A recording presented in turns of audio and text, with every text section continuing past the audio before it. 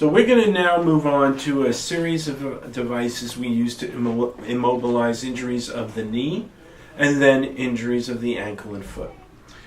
The first one we're going to talk about is use of the double Schantz wrap, which is basically a series of rolls using web roll and ace wrap.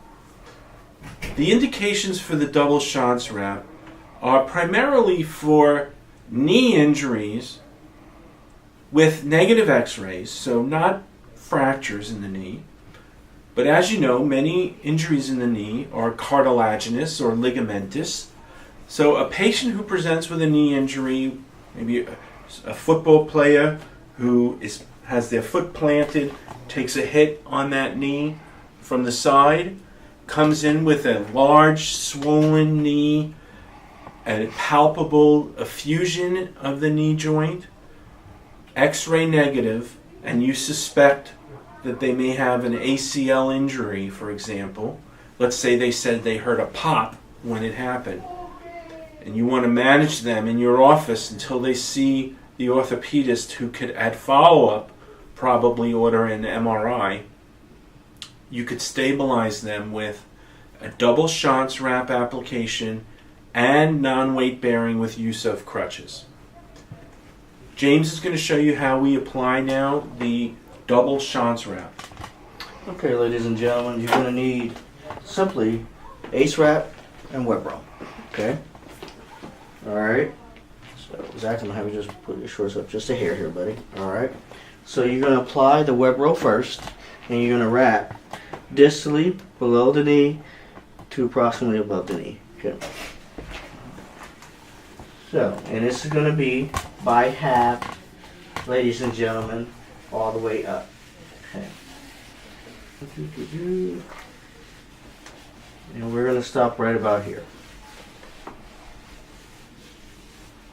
Now, once I get here, go ahead and end your web roll, and then you're going to start your ace wrap. Make sure the ace wrap is just above the web roll a little bit so it's not touching their skin.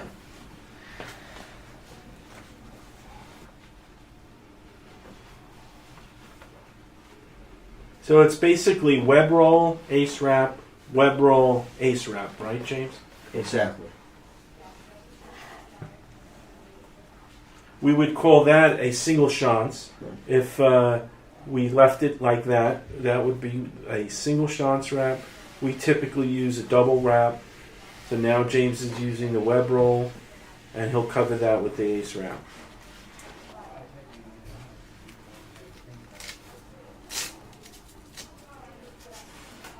This is a very easy application.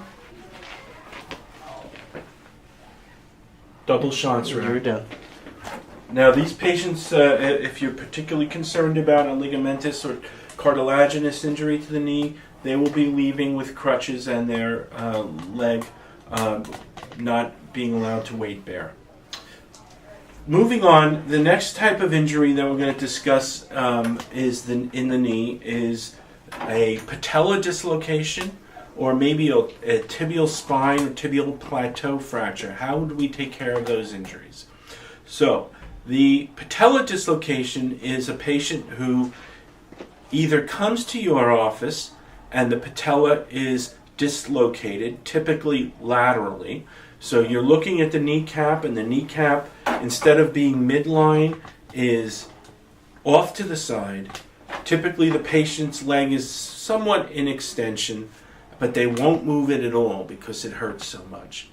Now, how to reduce that injury is more than we're going to discuss here, but assuming you reduce it in your office, you are then going to want to place the patient in a knee immobilizer to keep the loose ligaments intact and from keeping the patella from re-slipping.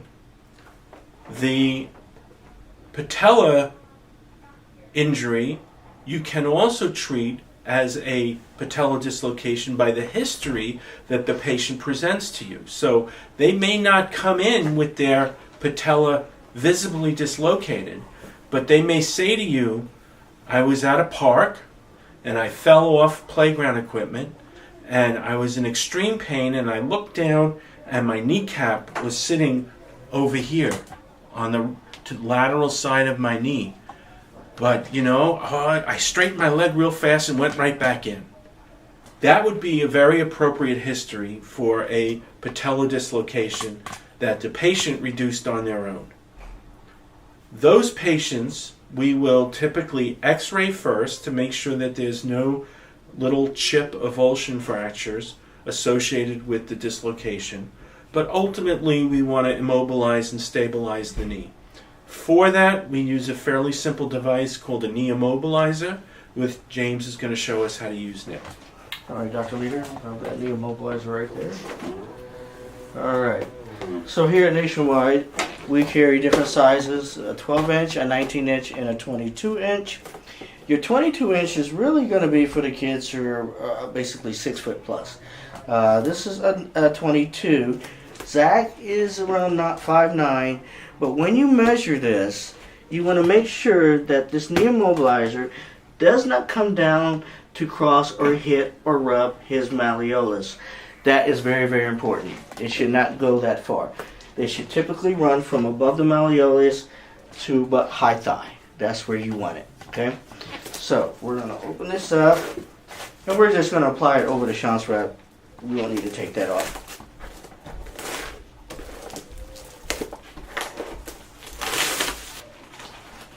Alright, to start off, on a knee immobilizer, you have 3 stabilizing bars. 1, 2, and the center one, 3.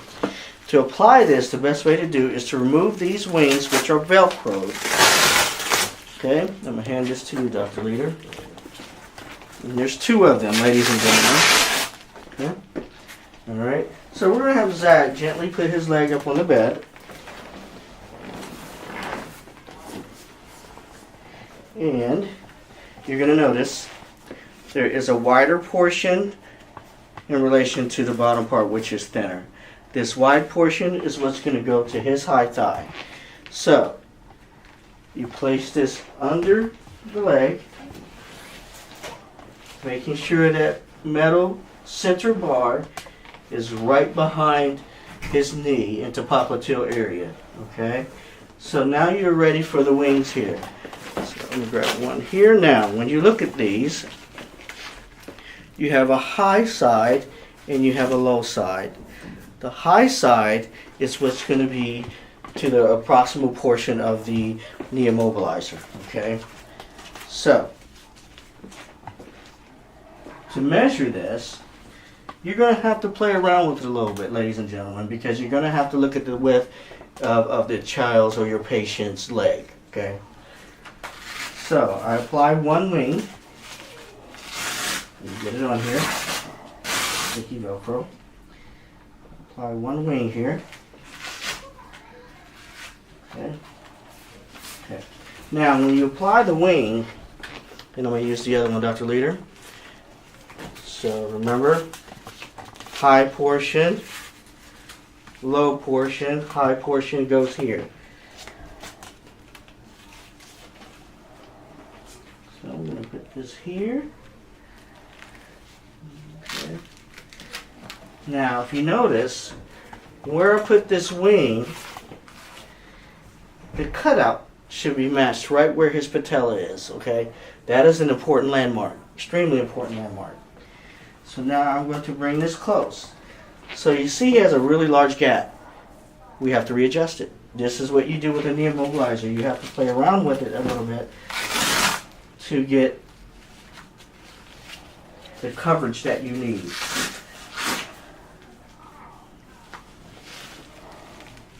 So now, this is what I want, okay? You don't want it to where it's so large that it's overlapping like this, or it's so small that it won't cover his leg, okay? All right, so you have a center strap. You take this center strap, you bring it all the way over, and you connect it. Now, I am hands-free. I can start strapping this knee immobilizer now, okay?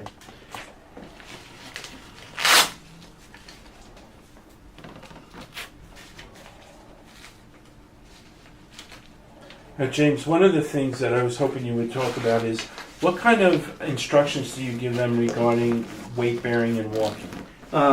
This really depends on the practitioner, the physician who is seeing the patient. Some may give them crutches with this, so they're not weight bearing. If they are weight bearing, it's simply they walk with this, and we'll show you in a minute how he can do that. But generally, it's either going to be an order from the practitioner to walk with crutches, use of crutches, or just walk along with the knee immobilizer, and they'll give the indication. So they are, if it's a dislocation or fracture, the rule at home is usually they do sleep in this. The only time they remove it, and if it's approved, is bathing by the for bathing. Other than that, they have to wear this at all times. Now, if they do crutches, do you give them 2 crutches or 1? Because I would think it's hard to bend that leg out of the way. Right. They circumvent that leg that has the knee immobilizer on it, so if they have a crutch on that side, they'll end up kicking the crutch. So we usually give them a crutch for the opposite side. Okay. So just 1 crutch. One crutch. Yeah. So I'm adjusting these Velcro tabs so they don't slip.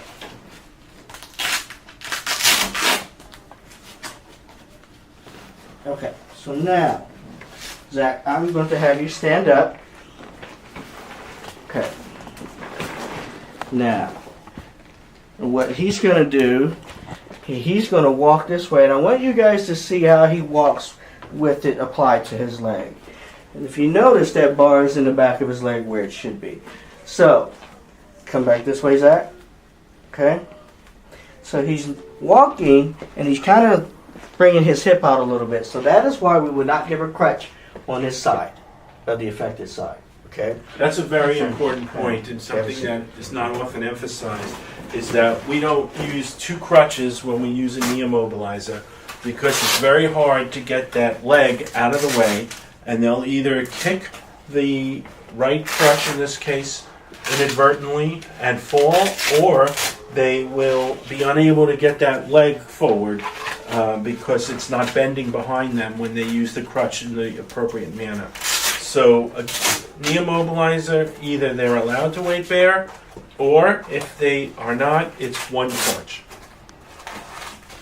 Once James has the knee immobilizer removed, we're going to go on and talk about ankle and foot injuries and some other ways we may immobilize them in our setting, and certainly appropriate means for an office setting as well.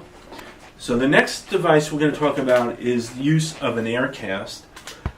We will mostly use an air cast for injuries of the ankle, particularly when the growth plate is fused. So if you have an ankle injury, an inversion type injury in a skeletally mature teenager and no fractures, so you're suspicious of an ankle sprain, an air cast is a very appropriate device to use to immobilize their ankle and allow that injury, in this case a sprain, to heal. Another indication for the air cast is in skeletally immature children who have open growth plates. If they have lateral malleolus tenderness and a negative x-ray, and you're concerned that they may have a Salter-Harris 1 type fracture at the growth plate, we will oftentimes use an air cast. James is now going to show you how we put that on. And Dr. Leidrum, I'll have the air cast by you. Alright. This is a really simple apparatus to place on. It's all one piece. It is Velcro. Okay, 2 straps of Velcro. On the inside, you have a little bit of a cushion, semi-plastic, okay? This is what goes to the patient's skin. Now, depending on their swelling, if they have a lot of swelling, you want to adjust this, and how you adjust this is you're going to pull the plastic up, and there is an adjustable Velcro wing inside. You can pull it back to give more slack so you're not putting a lot of pressure on the swollen area. So you adjust one side, you do the exact same to the other.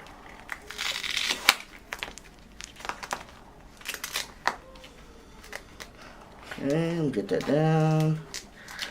There we go. Okay, so now this portion here is what's going to go to the bottom plantar side of the patient's foot. Now, some people, for comfort, can put a high sock with this because sometimes the plastic will start to have them sweat. But is it absolutely needed? No. But it is for comfort that you can have them wear a high sock at home with this, okay? So, you will place this under the patient's foot, like so, and you come up on the sides like that. See? And if you notice, this air cast has prefabricated grooves to go with the contours of the ankle. Okay? So really the application is really easy. So you bring your strap around. Okay?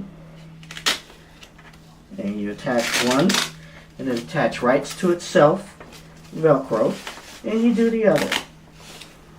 Okay? Now, you do want to make sure that this is not too tight on a patient. One, they can tell you it hurts real bad because it's too tight. Or, I like to do a finger test. This way you just slip your fingers in there like that. If you can get the tips of your fingers in there, generally that is not too tight. Okay? Is there a air cast that's specific for each extremity, right and left? Yes, some facilities carry right and left. We here, it's a universal. Okay? But there is a right and a left, so wherever you're getting your material from, you should have an indication of left, right, or universal. Okay. Now, it is important. He has a lace-up shoe on his left foot.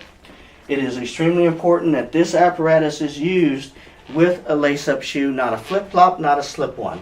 That is because once you place it into a lace-up shoe and you tie it, it creates a secure box 360 around the ankle. Okay, guys? So it is very important that your patient should not wear this with flip-flops or slip-on shoes. And we often will have them weight bear with this device. Absolutely, yes. Yes. So what the next steps would be teaching them how to walk with the air cast in place, and then follow-up. So follow-up is, of course, your decision at this point. Some of you may feel comfortable managing ankle sprains and Salter-Harris type injuries in your office, which is perfectly appropriate. So you may want to see them back there in a week. You may, on the other hand, feel more comfortable. Let's say it's an athlete, the football player I gave an example of earlier. You may want to refer them to sports medicine so they can get very quickly rehabbed if they have an ankle sprain. They could start conditioning. You know, these days the physical therapists and sports medicine folks do very, very quick range of motion soon after an injury to try and rehab that injury and get the players back safely. So sports medicine referral is appropriate. Seeing them yourselves is appropriate. Orthopedic referral is appropriate. Finally, we're going to move on to some foot injuries and discuss management of those. Why don't we take that air cast off, and we're going to now talk about using a device called a cast shoe or Reese shoe, R-E-E-S-E, Reese shoe. And this is oftentimes used for foot injuries and can be used for foot fractures. So just about any injury in the foot, X-ray positive fractures, we oftentimes use nothing more than a simple Reese shoe. The exception being maybe that Jones fracture I told you about earlier and tarsal bone fractures. Usually with tarsal bone fractures, it takes incredible force to break those bones, usually suggesting that there may either be other injuries or you may need a little bit better limit to their range of motion around the ankle and foot. So some of those injuries, you may choose a short leg posterior splint. But when you would feel comfortable with the patient weight bearing, even with fractures in the foot, the Reese shoe is appropriate. We'll use the Reese shoe for toe injuries, toe fractures. So let's say you have a great toe fracture. we may buddy tape the toes together and then place the patient in the Reese shoe. For a metatarsal fracture, we'll place them in the Reese shoe. James is now going to show us how to place the patient in a Reese shoe. All right, Dr. Leader, we'll have that Reese shoe, please. Okay. So these are the Reese shoes. Some people call it post-op shoe. They come in several different sizes. Men's medium, small, medium, large. Women's small, medium, large. We have a pediatric one that is very small for our toddler sizes, preschoolers. This is a men's large for Zach's size foot. So what is the importance of this is that when you apply this shoe, their foot should not overlap over the edge. That is the main number one. They should have a little bit of a room off of the tip when they stand to protect their toes. That is the whole point of this. So when he stands, I want to make sure after applying this, when he stands, I want to make sure his foot does not overlap over top of this, okay? And it is Velcro, ladies and gentlemen. So everything is Velcro, very simple to apply. All I'm doing is adjusting my Velcro tab here just so it will tighten for me. Okay, so when you place this, make sure your patient's heel is back into this cusp too, okay? Alright. Alright, Zach, so let's place your foot in here. So I usually have their foot and I push it back. So now, you may think this is too large, but he's going to stand up in a second. Okay, get it strapped very snugly, not too tight, but snug. Okay, make sure his heel is in the back. So he stands, his toe's probably going to come right here. See that? That's exactly what it did. Now, reason why I want this space is because if he's walking or someone bumps into him and they hit his foot, they're going to hit this shoe first and not his injured toe, okay, or his injured foot. And then as he walks, I want you to walk this way, Zach, it's going to make him walk, as I say, like a duck. He cannot bend his foot, he cannot bend his toes. So, and that's exactly what we want. He cannot do any movement such as this, and I'm going to show you with my foot. He cannot do that. Okay, so.